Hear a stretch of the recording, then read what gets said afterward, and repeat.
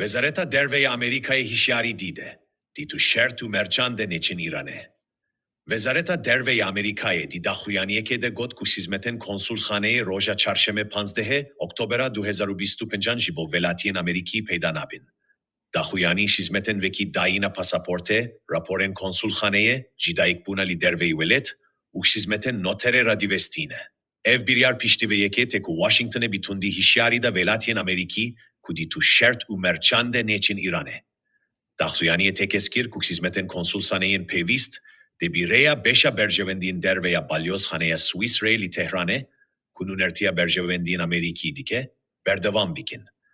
Wezareta Derve her wiha ragihand ku İran di navnîşa çaremîna cîhandê ye, ku tevateya ket seyahet nekin.